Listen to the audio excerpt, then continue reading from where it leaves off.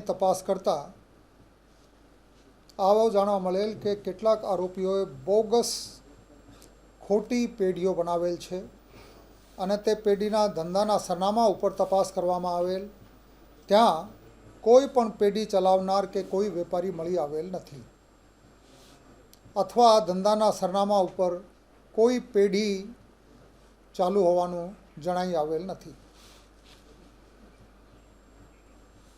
આ બાબતેની ફરિયાદની ફર્ધર જ્યારે તપાસ કરવામાં આવી તો જાણવા મળેલ કે પેઢીઓ ખોલવાના માટે ખોટા ભાડા કરાર તથા ખોટા લાઇટ બિલો તેમજ ખોટા આધાર કાર્ડના ઉપયોગ કરવામાં આવેલ છે અને એવી રીતે પેઢીઓનું રજિસ્ટ્રેશન કરાવવામાં આવેલ છે।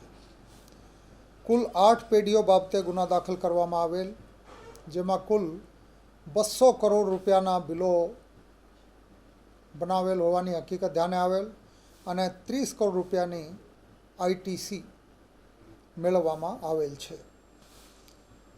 આ ગુનામાં સંડોવાયેલ આરોપી મોહમ્મદ રઝા વઝીર અલી ગભરાણી, ઉંમર વર્ષ 41, આ ધંધો એકાઉન્ટનો અને રહેવાસી અલ મહેંદી પાર્ક, વઝીર શેરી, ભાવનગરનો છે। ગઈકાલે એની ધરપકડ કરવામાં આવેલ છે। એની પાસેથી લેપટોપ, મોબાઈલ, 2 રાઉટર અને 4 અલગ અલગ પેઢીઓના રબર સ્ટેન્ડ પણ પોલીસ દ્વારા કબજે કરવામાં આવેલ છે।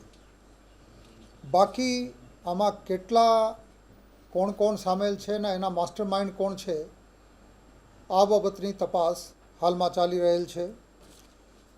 પકડાયેલ જે આરોપી છે મોહમ્મદ રઝા વઝીર અલી ગભરાણી, એની પૂછપરછ દરમિયાન કુલ 45 પેઢીઓના બિલિંગ કરેલ હોવાનું અને લગભગ 500 કરોડના બિલો બનાવેલ હોવાની હકીકત અત્યાર સુધી ધ્યાને આવેલ છે। એની વિગતવાર તપાસ કરવામાં આવશે અને રાષ્ટ્રીય અર્થતંત્રને એવી રીતે જોખમરૂપ આ પ્રવૃત્તિ ધ્યાને આવતા એની ઊંડી તપાસ હાલમાં ચાલી રહી છે।